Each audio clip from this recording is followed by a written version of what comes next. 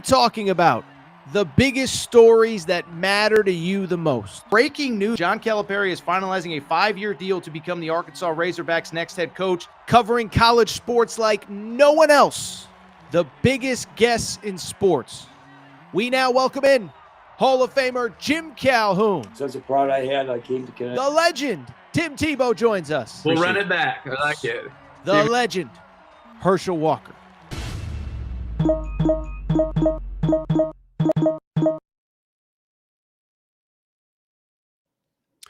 Welcome in, everybody. Little bit of a Thursday night edition. Aaron Torres Sports Podcast. I'm your host, Aaron Torres. Hope everybody's doing well. Hope everybody's having a great day. Hope everybody is just ready for what I think is just, listen, for a Thursday show, early October, it's kind of the calm before the storm. I think we got an awesome show on tap for you today. We're going to open our final Week 6 college football picks. We put out the college football betting pod on Thursday morning with the full breakdowns. But at the same time, we're going to do our quick picks. They are all available at AaronTorresOnline.com. Should mention, by the way, quick picks went 5-1 last week. Only a Peyton Thorne pick 6 cost us a perfect 6-0 week. From there, we'll switch gears. You talk about a team that needed a piece of good news. Hugh Freeze, the Auburn Tigers, get a mega piece of news that was absolutely necessary. We're going to break it all down. And then from there, I'll say this. College hoops is still a few weeks away, but we've been doing these Friday recruiting segments. You guys love them. They blow up on YouTube. We get good comments on podcasts. So we're going to rip through the college hoops recruiting space as Duke, Carolina, UConn, Kentucky, Arkansas, BYU. You go, pretty much every big school has some sort of news or note that is at least worth discussing. So everybody come on in, share your thoughts. College football ahead. What are your best bets, your picks, all that good stuff. Before we get started, quick reminder, make sure, as you can see on screen, that you are subscribed to the Aaron Torres Podcast and Aaron Torres Pod YouTube channel. New videos, new clips going up every single day on the YouTube channel. We are over 44,000 subscribers, actually nearly at 45,000 subscribers, to be perfectly honest. I think we get to 50K before football season, before basketball season. I'm all over the place. Too much coffee this morning. I think we get to 50,000 before basketball season. Cannot do it without all of your support, though. Make sure that you are subscribed. Also, make sure to be subscribed to the Aaron Torres podcast. What am I doing today? Make sure you're subscribed to the podcast as well. Apple or Spotify, wherever you get your podcasts. Thank you for your support. Again, a lot of coffee this morning. The brain is wired because I just think today's show is going to be great. By the way, you know what is also great? Our new partner, our new sponsor. Yeah, I'm talking about Blue Chew. Fellas, remember when you were always ready to go? Well, times change. You're getting older. Maybe your football team isn't doing well. Not a lot of reason to get up out of bed in the morning. Well, here is the good news. We are working with Blue Chew, and they are the product that you need, okay? That is where Blue Chew comes in. Blue Chew is an online service that delivers the same active ingredients as Viagra, Cialis, and Levitra, but at a fraction of the cost and in chewable form. To get started with Blue Chew, very easy. Just go to bluechew.com, consult with one of their licensed medical providers, and once you're approved, you'll receive your prescription within days. The best part, it's all done online. No going to the doctor, no trips to the pharmacy, no staring, no awkward glances, no raised eyebrows, no nothing. Now, I know what some of you are probably thinking, Torres, it's great that they're partnering with you, but does this product work? All I would say is try it for free for a month and see for yourself. You're going to love it. Your partner is going to love it.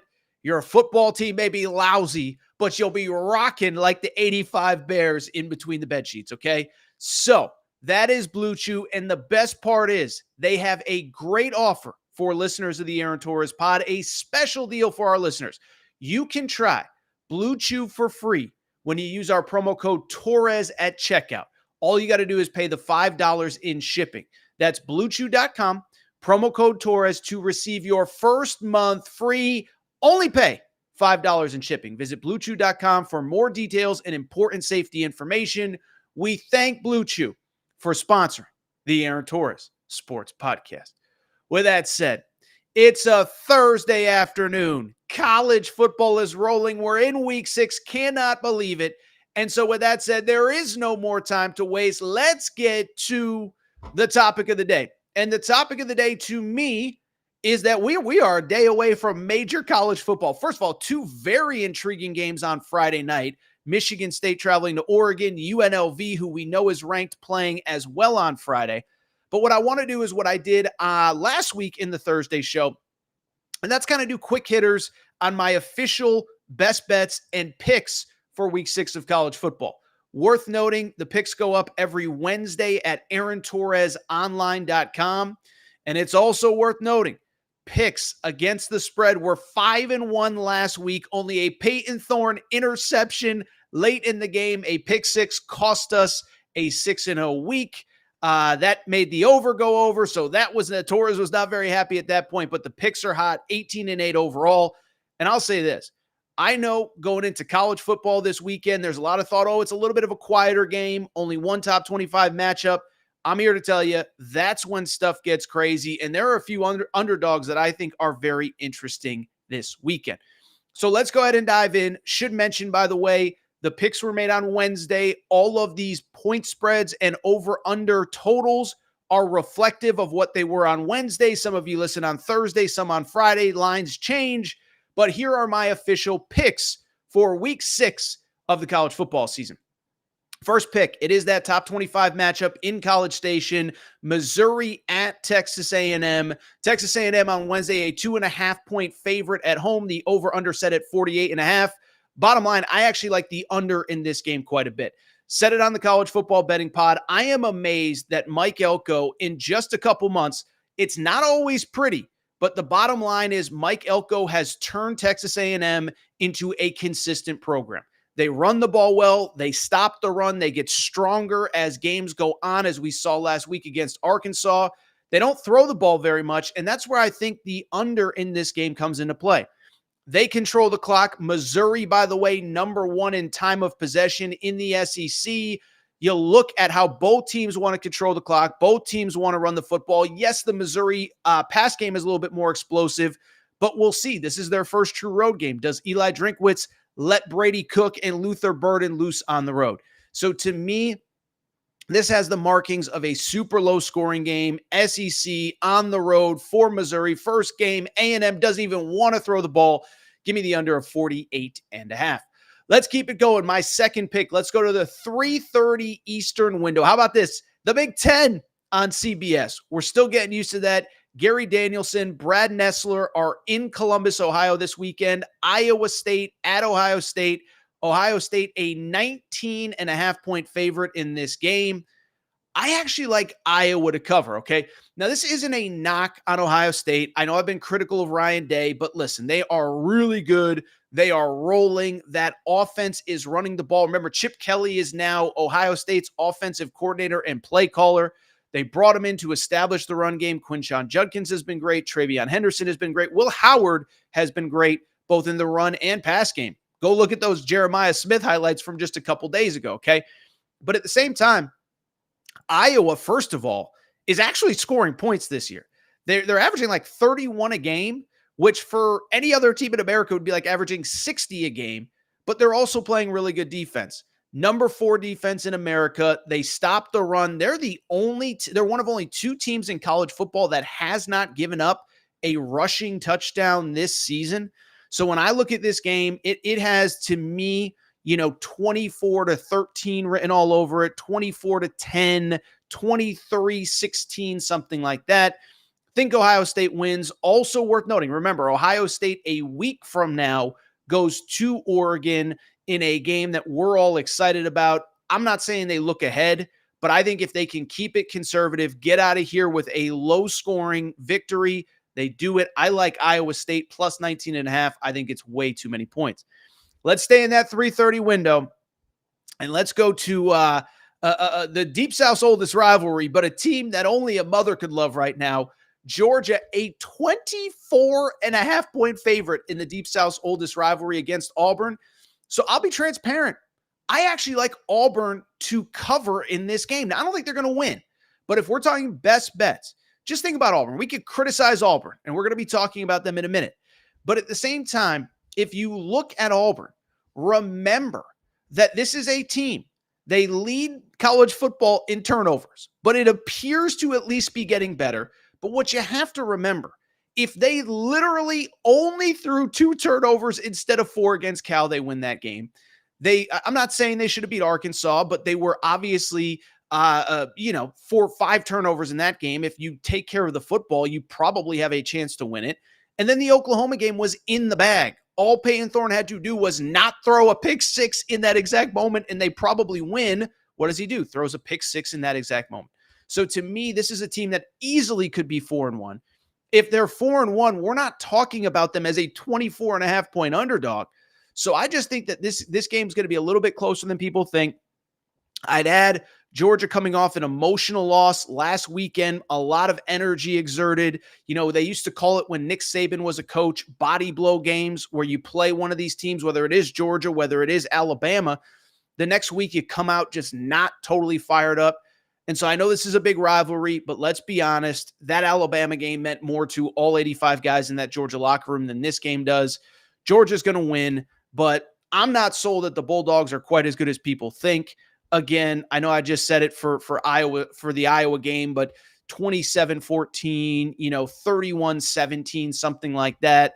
Feels like a 2 touchdown or so margin. It does not feel like a close to 4 touchdown margin on between the hedges. Let's stay in the SEC. Let's stay in that 3:30 window. Ole Miss at South Carolina. Ole Miss is a 9.5 point favorite. The over-under on Wednesday was 53.5. Big game for Ole Miss, right? Big game for Ole Miss. This is a game that they absolutely have to have. And it's funny, right? Because we talk about this 12-team playoff era. And I think there's this notion of teams can lose 3, 4, 5, whatever. And it's like, at a certain point, there is the law of diminishing returns. And at a certain point, you do have to get wins. And so that Ole Miss game was big last week. The Kentucky victory, I think, is going to carry weight on the Ole Miss side all season. And I'm just not sure what to make of Ole Miss. What I do know, they play really good defense on top of an explosive offense. But even if you look at the offense has played 3 of the worst defenses in college football this year in Georgia Southern, Wake Forest, and Middle Tennessee. 3 of the bottom 6 defenses in all of college football. Even if some of that has to do with Ole Miss, I think they can be slowed down. South Carolina, to their credit, those defensive linemen, they get after it. Ask Kentucky, ask Brock Vandagriff, ask LSU with Garrett Nussmeier. LSU is supposed to have the best offensive line in America. They couldn't stop South Carolina for big chunks of that game. Also worth noting, Lenora Sellers, the South Carolina starting quarterback, is back in this game. And so when I look at this game, you look at South Carolina. What did I just say? Great defensive front, quarterback that can make plays with his legs, team that isn't in a rush to run a lot of plays on offense, and you get the home crowd. I actually like the under more than the point total because Ole Miss can score so fast. I think that, I think South Carolina can pull the outright upset. I also think it could be a 3-point game with, 2 minutes to go. Jackson Dart hits Trey Harris for a 90-yard touchdown. Boom, there goes the cover. So to me, the under feels about right. I think South Carolina's going to try to slow it down. I think both these defenses are good. I like the under of 53.5. Let's keep it going. And this is one where you have to pay attention to the Aaron Torres online picks that go up every Wednesday because Tennessee is traveling to Arkansas. As I recorded on Wednesday night, after I did my picks, Tennessee was a 12.5 point favorite. The over-under was set at 60.5. Well, guess what? Overnight, Tennessee is now a 13.5 point favorite. The under down to 58.5. But I'll be transparent. I like that under, and I would bet it even if you get it at 58.5. Because the bottom line is a couple things. One, we have talked about it so consistently with Tennessee. This idea that, everybody thinks of them as this passing offense, this, that. Go back and look at the Oklahoma game. Josh Heupel relied on Dylan Sampson, his running back. He relied on his defense. They got up early and basically took the air out of the football. I'm not criticizing Josh Heupel. I think it's awesome. And I think it shows that he truly has belief in that defense. And he truly believes I don't have to score 50 points every week to win. I think 2 years ago in 2022, when Tennessee had Hendon Hooker, they felt like they had to score They had to score 40 to 50 to win every week. They don't have to do it this year. And so they're going on the road. Razorback Stadium is going to be crazy, okay? We talked about it on the college football betting pod. The bottom line is, I don't think Razorback Stadium gets enough credit for how loud it gets, how tough it is to play. Ask Steve Sarkisian in Texas in the 2022 season what it was like to go over there, because that was a game where Arkansas absolutely rocked them. And so when I look at this game, I just see a situation where I think Tennessee relies on its defense. They don't try to put Nico in harm's way. And Arkansas obviously wants to run the football as well. Taylon Green is struggling to complete passes, 54% completion percentage right now. I like the under in this game of, I got it at 60.5. You guys can get it at 58.5. I still think that number is way too high. I think that is maybe potentially my favorite bet of the weekend. A couple more games, we'll get out of here. How about this? The rare national championship game rematch certainly doesn't feel like a national championship game rematch. Michigan at Washington. Washington, a 2.5-point favorite. The over-under at 41.5 Saturday night in Seattle. It'll be a 7:30 Eastern, so 4:30 Pacific kickoff. Let me say this. Obviously, vibes are a lot different. No Jim Harbaugh, no Kalen DeBoer, no Michael Penix, no J.J. McCarthy, no Blake Corum, no Roma Dunze. A lot of different pieces. But when I look at this game, I actually do like Washington to win at home. Michigan, listen, we knew it was going to be a rebuild. They can't throw the football. And everybody wants to go back to that USC game. USC in that game basically gave up 3 big plays and shut Michigan down the rest of the time, okay? Michigan had to convert a 4th down on the final drive to win that game. Michigan needed a pick 6 to win that game. So if you're struggling to move the ball at home, and they did last week against Minnesota as well, I can't even imagine what it's going to be like in one of the loudest stadiums in college football. I've been critical of Jed Fish, how he left Arizona. He's a good coach. Will Rogers is balling. Washington is 3-2, worth noting. In both of their losses, they outgained the opponent. I think they win. I think the crowd makes a difference. I like Washington to win and cover the 2.5. Finally, this is one you got to stay up late for. Miami, the college game day game in beautiful Berkeley, California, baby. That's right. First time college game day is in Berkeley. Transparently, I'm kind of curious what kind of crowd they get for college game day. But Miami is a 10.5-point favorite, or at least they were on Wednesday when we did the picks. Worth noting, by the way, this opened at 12.5, down to 10.5.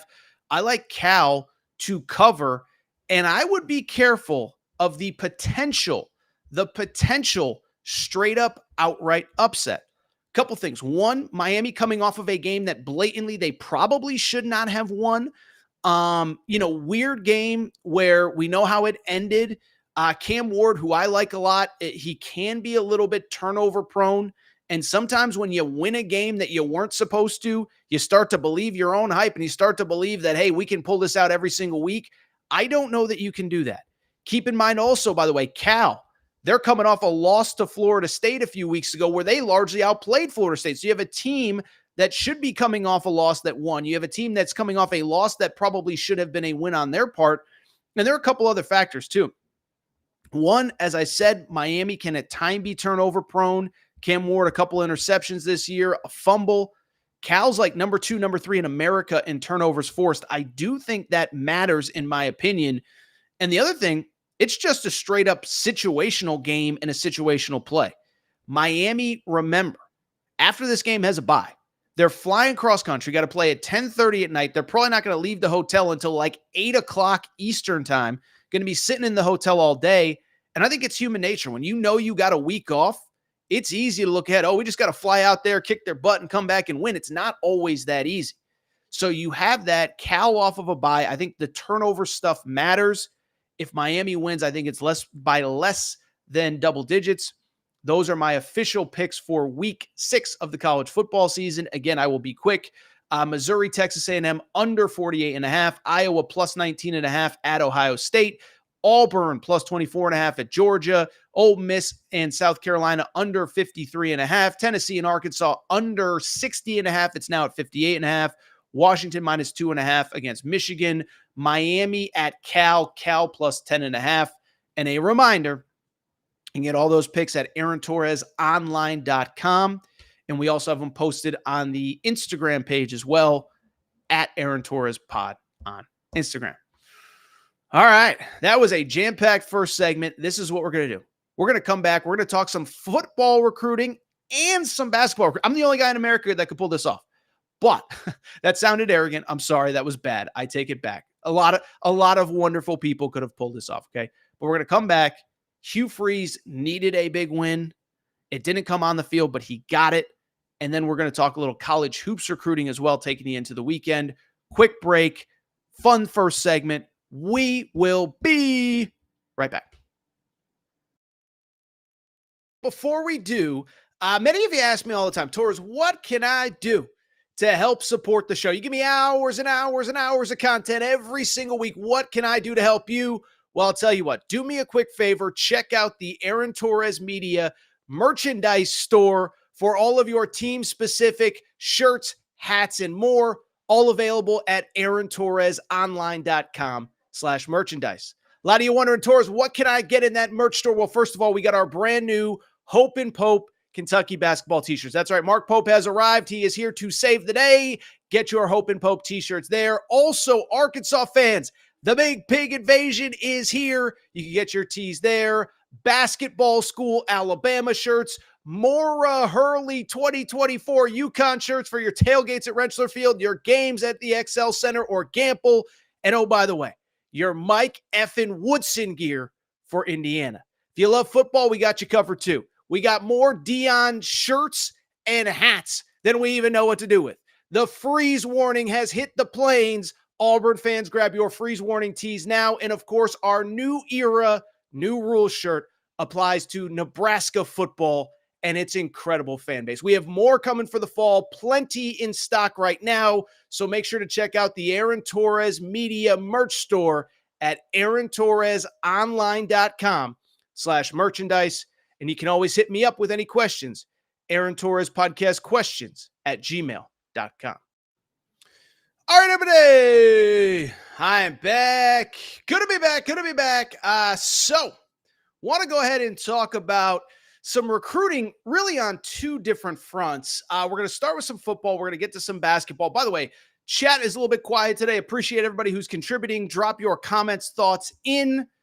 But where I want to start now, I want to start with a program that transparently needed a little bit of good news over the last couple days, and they have gotten it, and that is the Auburn Tigers. Okay, so Auburn, we're not going to do a play-by-play, minute-by-minute of what's happened the last few weeks, but we know it's been bad. You're in a situation where you're 2-3 entering the rivalry game this weekend, and as we just discussed in the preview segment, you look at these Auburn losses, you're not that far off. If you only throw 2 picks against Cal, you win that game instead you throw 4, ball game, Cal comes in and win.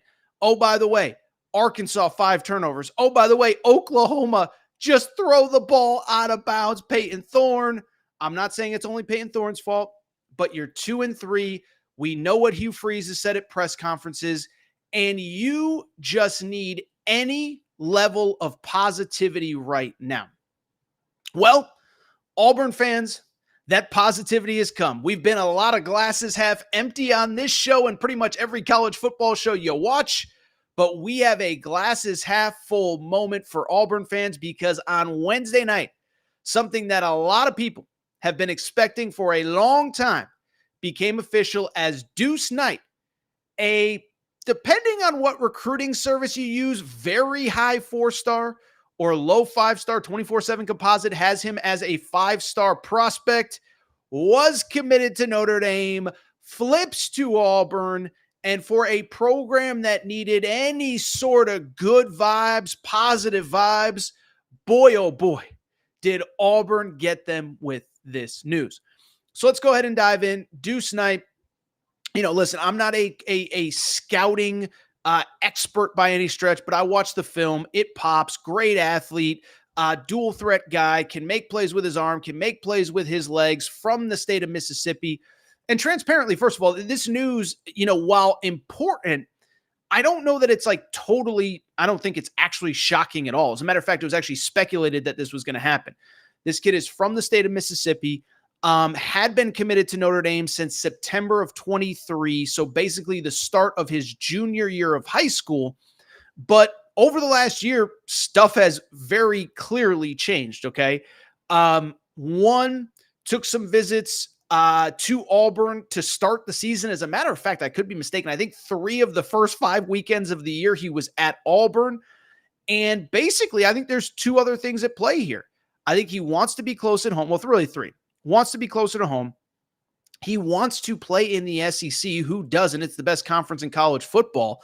But what I'll also say, because, anytime a school like Auburn or Texas A&M or one of these schools that hasn't been winning has success in recruiting, it's all NIL. They're just buying it. It's like, here's what my understanding of what's going on at Auburn, okay, is that basically he sees a place where they are Auburn fans, I'm sorry, it hasn't been good. I was going to call it a disaster. It probably has been.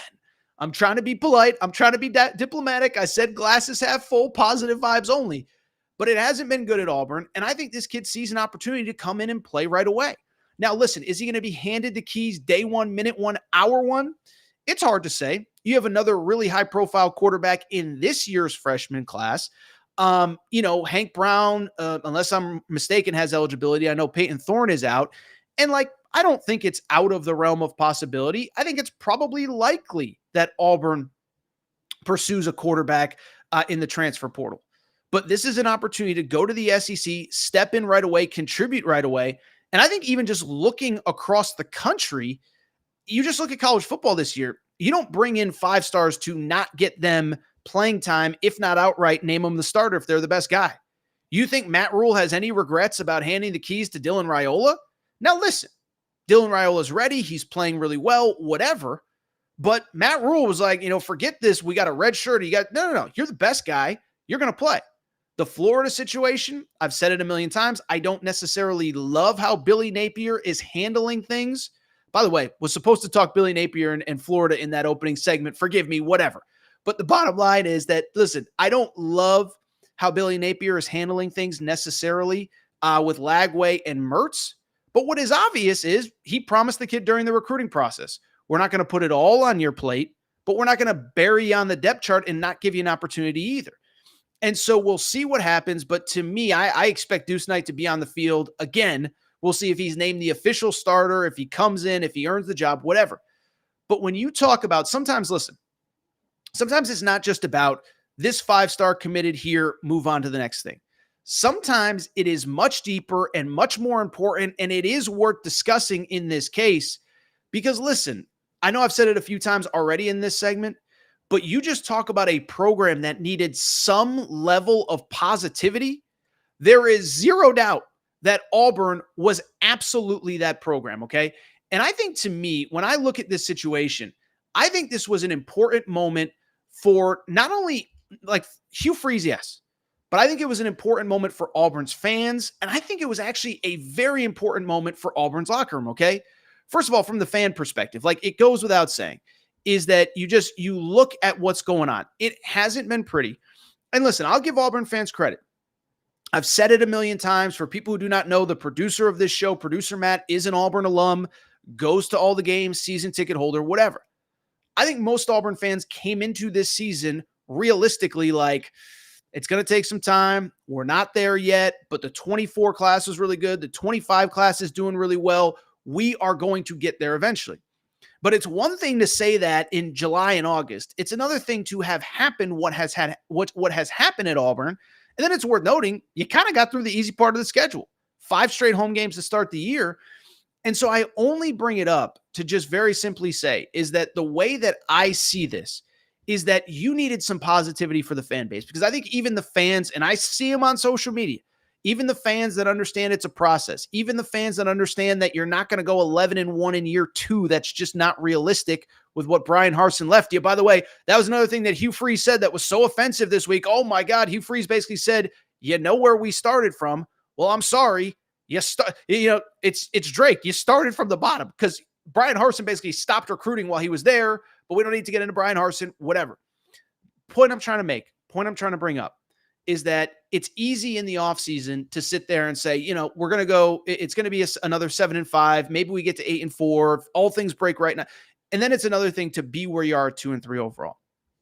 So it was important for the fans to believe in something for the future. But also, what I think it was actually more important for? I think it was important for the young guys in that locker room, okay? Now listen, no superstar player at any position, any level is going to make any decision based off of a high school quarterback. But I was actually talking to a buddy of mine about this on Wednesday afternoon before this happened, is that you keep losing. All of a sudden, you start to wonder, like, some of the young guys in that locker room, do they believe in the vision that they committed to, and do they want to stick it out through the long term? I'm just going to use a hypothetical. I'm not saying this was going to happen. I'm not saying it was speculated. I don't know if it was. But there is a five-star superstar wide receiver in the true freshman class named Cam Coleman. And I don't even want to put the negative vibes out there. But you think about that kid, and I know he's been dealing with some injuries. But, I mean, think about him. He's a 5-star. Watching Jeremiah Smith ball out at Ohio State. Watching Ryan Williams ball out at Alabama. And now, respectfully, he's looking at his quarterback situation. He's looking at his situation in Auburn. He's like, do I want to do this for another year, for another 2 years? Can I get to where I want to go, which is the NFL, if I stay here?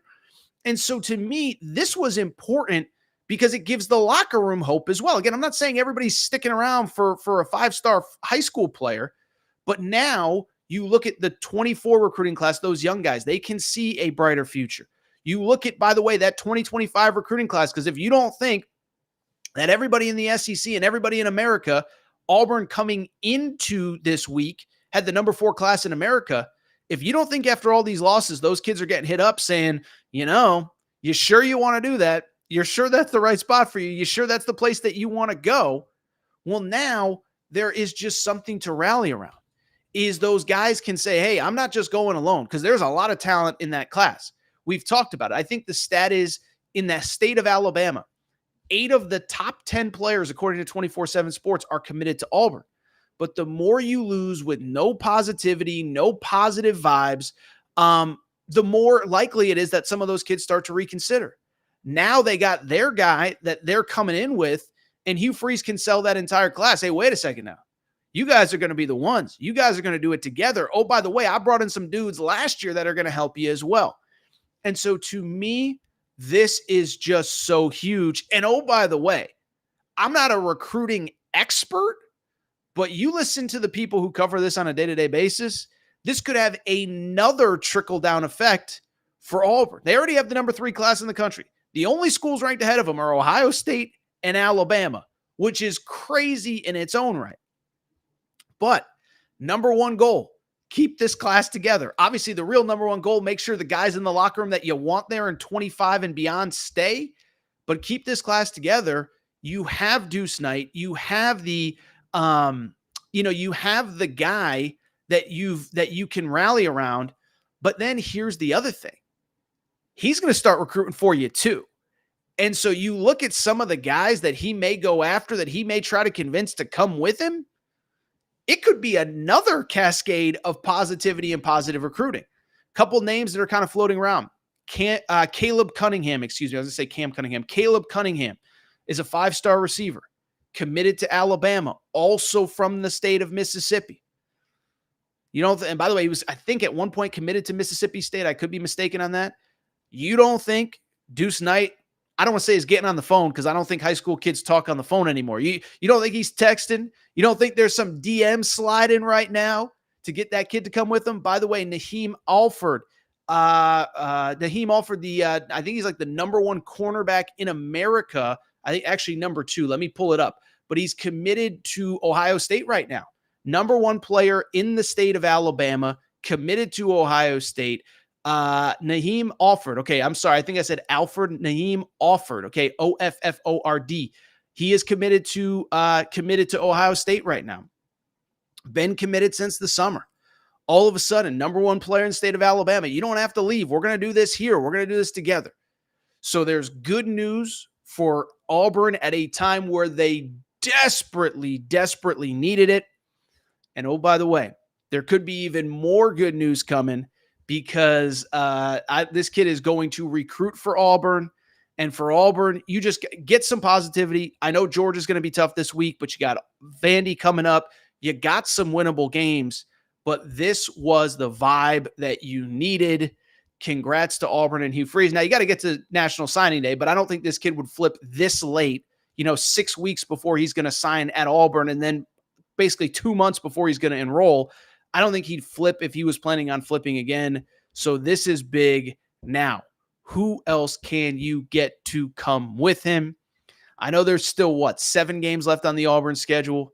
Keep that 24 class together. Keep the 25 class together. And this guy is your headliner.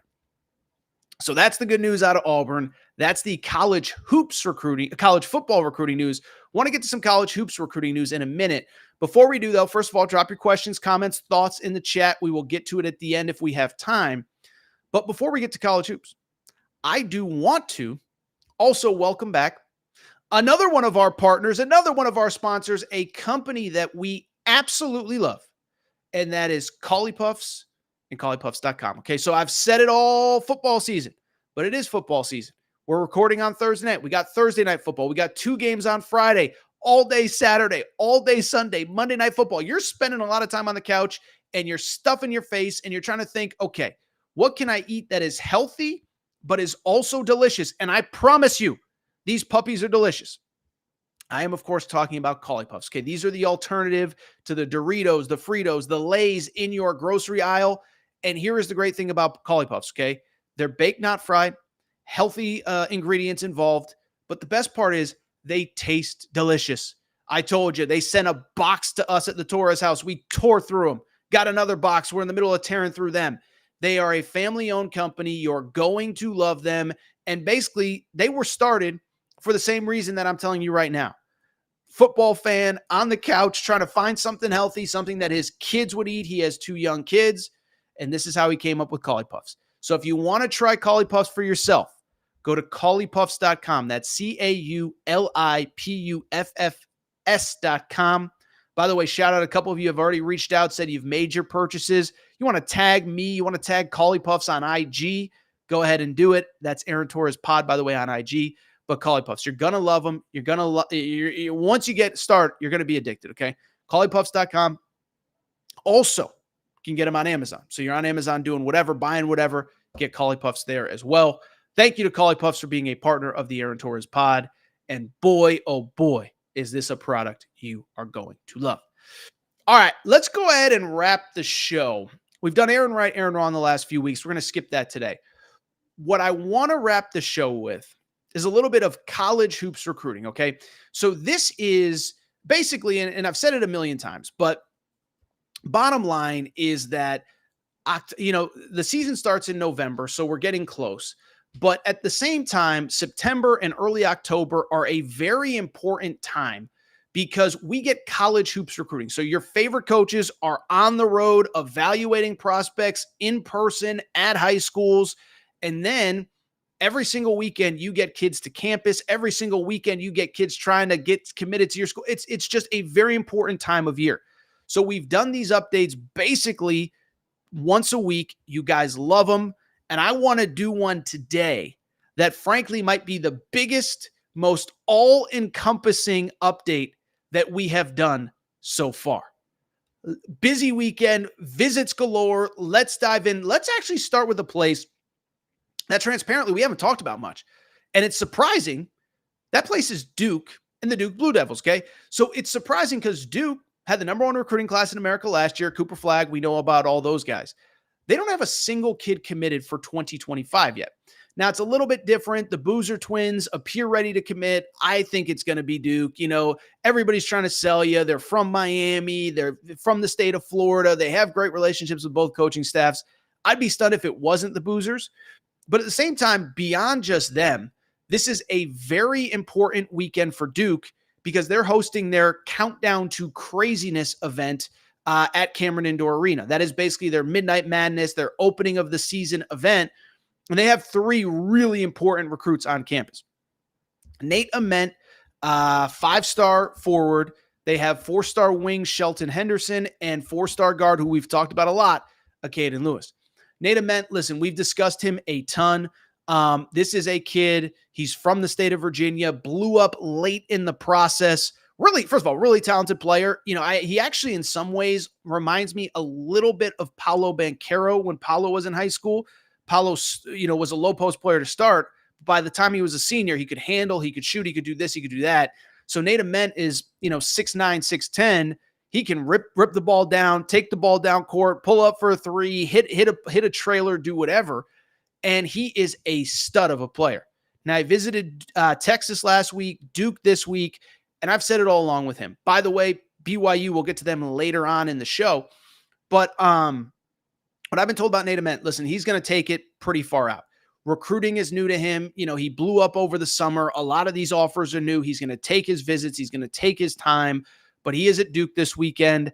Shelton Henderson, a 6'5", 6'6" wing out of Texas, also at Duke. I think their big competition there would be Texas, Houston, schools like that. And then a Caden Lewis, who, by the way, has been very popular on social media. I'm getting tagged on a lot of his stuff, and I'll explain why in a minute. He is at Duke as well. A Caden Lewis, 6'3", 6'4" guard from the D.C. area. And why it has gotten interesting, let me tell you, I'm just going to give you a quick story, okay, is on Monday, UConn got a commitment from a combo guard named Darius Adams, okay? So Darius Adams is a really good player. We talked about him. We don't have to revisit it here. But everything I've been told is that they're going to scale back kind of the ball handler type roles. Darius Adams is a combo guard, and that even though Caden Lewis is still considering UConn, that they've prioritized a kid like Braylon Mullins, whatever. I just bring it up because with a Caden Lewis, basically our Torres on Kentucky page, which is run by an intern, by the way, tweeted out, hey, UConn's probably out on a Caden Lewis. Well, you know who got mad about that? UConn fans were tearing me to shreds. Torres, you don't know what you're talking about. You don't even like your own school, whatever. What I'm going to say about a Caden Lewis, he has cut Carolina from his list. But when I look at that recruitment, I think it's ultimately going to be a Duke-Kentucky thing. And I will say really quickly, I do lean Kentucky. He visited Kentucky a few weeks ago. He visited UConn a few weeks ago. But when you look at what UConn could potentially have back, I'll be quick with the UConn stuff, but they have Darius Adams committed. Aiden Mahaney's only a junior. Jaden Ross is a sophomore. Ahmad Noel is a freshman. They have a ton of ball handlers. I don't see a spot for a Caden Lewis. So this is actually an important visit for Kentucky because, listen, I still think UConn's in the mix, but at the same time, I think that with Carolina eliminated, Kentucky's biggest competition for this kid might be Duke. Now, maybe he just wants to go to UConn and compete. I don't know. But I think it's going to be Kentucky. But I think this Duke visit is important. I'll be curious to see what the buzz is coming out of Duke. And then, listen, this kid's visits are done. Again, he's down to 3 schools, Duke, Kentucky, and UConn. He's made his visits. My guess would be the commitment is soon. I still think it is going to be Kentucky. But this is an important weekend for Duke to make an impression, but for Kentucky to make an impression as well. Other than that, don't think Nate Ament is committing this weekend. Think he's got more visits, wants to take his time. Shelton Henderson, we will see. But we'll see. Caden Lewis is kind of the big domino here. It will be very interesting. And yeah, that's your Kentucky update as well. No visitors that I'm aware of on campus. Right now, it's kind of wait and see mode for the Wildcats with a Caden Lewis, with Caleb Wilson, who we'll talk about in a minute. And then Michael Brown and Chris Sinak visited last week. But at the same time, I don't think that I think a Caden Lewis is the one that you're kind of on commitment watch for. All right, let's keep it going. Quick Kentucky update there. Let's go ahead and go to North Carolina. By the way, Carolina fans were crushing me because last week, Torres, you don't talk about Carolina. So let's talk about Carolina. One, got a very nice commitment last week, 4-star Derek Dixon. That was the first player in that 2025 class. But the big recruiting news today is Caleb Wilson. We just referenced. We have found out that the plan as of right now, and it's always subject to change, is to visit North Carolina this weekend. Okay, Caleb Wilson's a really good player. We've talked about him a ton. 6'8", versatile. What I love about him is that he is a guy that played with Cam Boozer, the number 2, number 1, depending on who you believe, player in America, and he's proven. There are games where he can take over. He can be a star. There are also games where he can, take a step back and be a complimentary player. But he is a very coveted player. Calipari was in a million times to see him this fall. He visited Kentucky a few weeks ago. At that point, there was a lot of Kentucky buzz that he would actually commit. There was talk that he was going to move up his commitment date, but he visited UCF, Central Florida after that, and then was supposed to visit Alabama this weekend, canceled the Bama visit, isn't going to Bama, and is now visiting UNC instead. So from the UNC perspective, listen, transparently, I think they have as good a shot as anybody. You got to get kids to campus. Just one of those where I know he's taken a bunch of visits, probably getting close to the finish line, but I don't think as of right now there is a definitive favorite. Like I said, felt like Kentucky coming out of his visit felt like they were in really good shape, but he's taken other visits. UNC is going to be a factor. And, they might need bodies because Drake Powell, 5-star freshman, might be a one and done. So it will be interesting. Another one that I am curious to see, what becomes the buzz out of that visit. Is there something, he's not going to commit, but is it possible that, that North Carolina takes a lead or gains some momentum? But this is a big one. Carolina, again, one commitment in 25. And there's some guys that they wanted that they've struggled with. Caden Lewis cut him from their list. Braylon Mullins, he's on the list, or North Carolina's on the list, but it feels like it's an Indiana versus UConn recruitment. So I just bring it up to very simply say that, to me, you talk about a big visit for Carolina, you gotta make a move on some of these big names. Caleb Wilson would be a good one to do it. He is on campus this weekend. Also worth noting, I just saw this right before I signed on. It appears as though Nico Bundalo, a high four-star forward, plays at Prolific Prep, is also expected to be on campus this weekend. Actually, he might be there already. He was supposed to get in on Thursday, but plays at Prolific Prep. He's from Ohio originally, has also visited UConn, Ohio State, and Michigan State, excuse me. And, he's one. He said, I want to commit in the fall. I want to focus on my senior year, focus on basketball, know where I'm going, take up my spot. So we'll see if that recruitment, it feels like Nico Bundalo I'm talking about now, that one should start come to a close after this weekend. Let's keep it going with a program that certainly we talk about a lot and certainly is very intriguing, and that's the Arkansas Razorbacks. Okay, so Calipari's there now. We know Calipari's there. They got Darius Acuff early, and it's been kind of a weird wait and see after that. There's been a lot of players that Cal has gone to see, but there hasn't been a lot of visits. And the one thing about Cal, his board just isn't very big. He kind of knows who he wants. He knows who he's going after. And the other thing is, he's been pretty transparent that, hey, the days of me taking 6-7 freshmen in a class are over. We're probably going to take something closer to 3 or 4.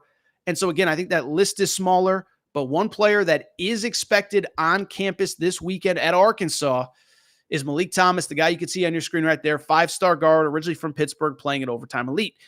Now, if you were listening closely, there was an interesting little word that I just used there, expected on campus, because this kid's recruitment has been very weird over the last 4 or 5 months. I'm not saying he's a bad person. He's certainly not a bad player. He's an excellent player, but was a player, felt like he was done to UConn in June. I've said it a million times. He was the kid that when he visited UConn, it was right after Dan Hurley interviewed with the Lakers. There was a lot of talk of, is that going to turn off recruits? And he said, that makes me like UConn even more. But as the summer went on, things kind of faded with UConn. But what's interesting about him, he's got this list of 7, but there's been multiple times this fall that he was supposed to visit places and canceled. Was supposed to visit Bama last weekend and canceled. And so, 1, I'm just curious if he gets to campus at Arkansas. But 2, if he does, I think Arkansas's got as good a shot as anybody. Bottom line with this kid is very talented player. Calipari is not afraid to take 2 or 3 guards in a class. We saw it last year with Reed Shepherd, Rob Dillingham, and DJ Wagner. I think he thinks that those 2 can play together. And if you can get that kid on campus, Cal can close with the best of them. So it is interesting that if he takes this visit, it'll be the first one that he's really taken in a while. Again, canceled multiple visits so far.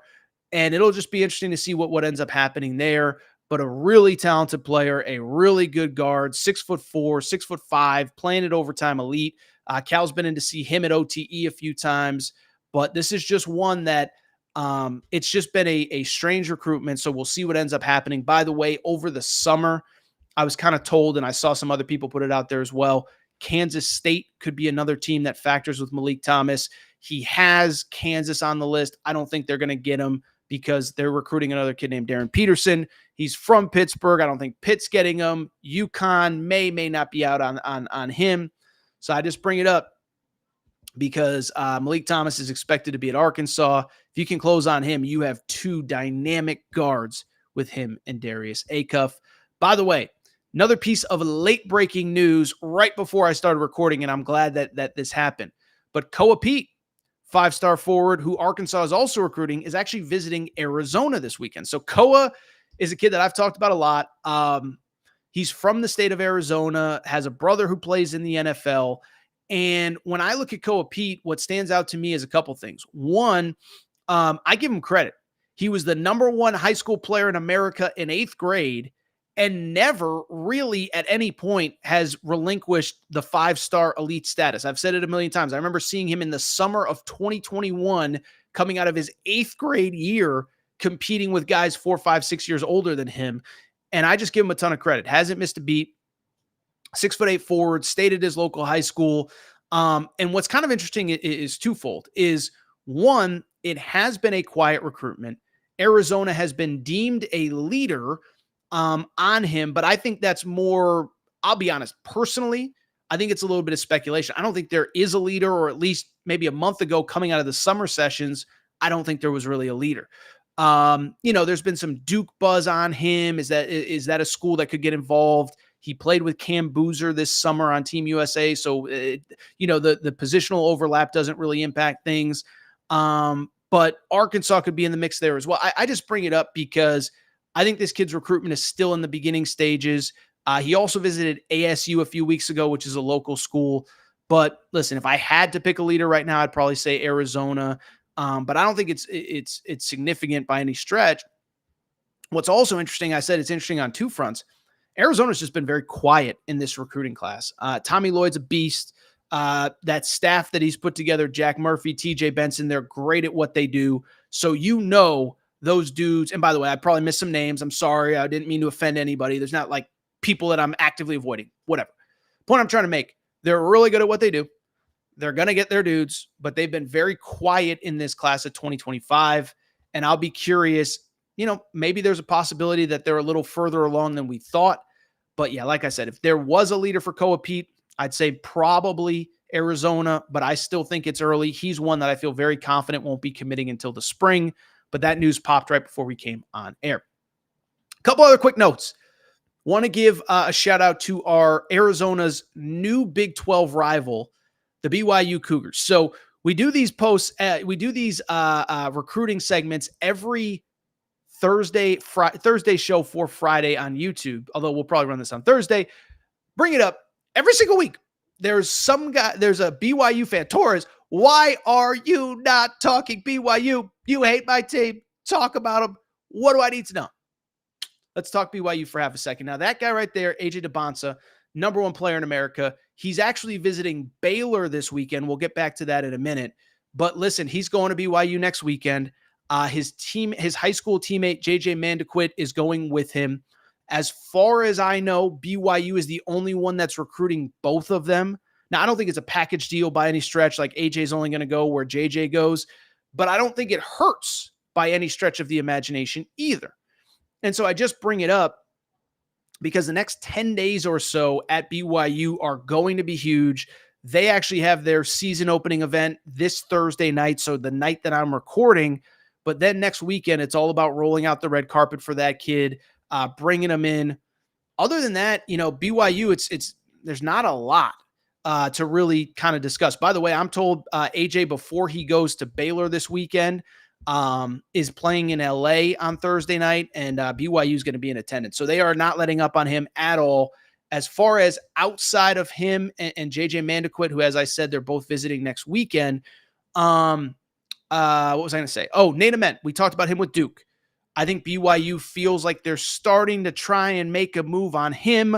Another player, if you missed it when we talked about Duke, I feel like he is a kid that it's going to be a minute before he makes his decision.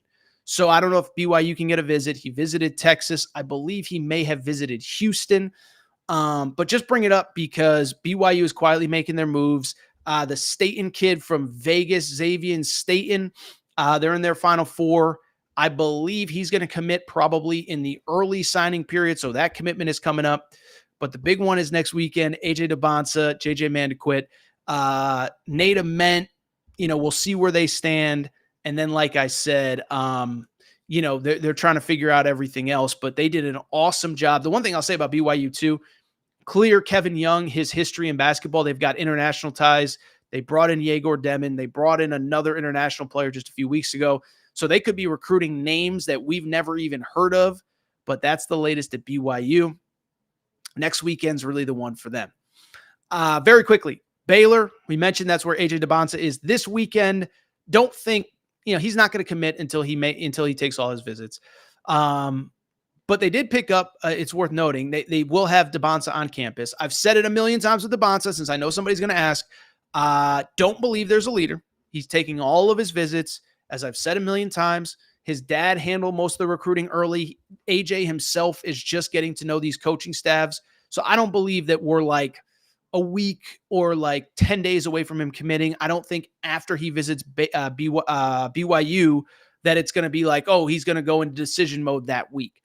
Same time, he is at Baylor, and it is worth noting, Baylor did get a commitment from a player named Tunde Yesufu, 5-star, a lot of 5-stars in this class, by the way. 5-star, plays in California. He's originally from Africa, super athletic kid, like his game. Baylor always seems to go in on one or two of these 5-stars every year. This year, it's VJ Edgecombe. Last year, it was Jacoby Walter. The year before, it was Keontae George.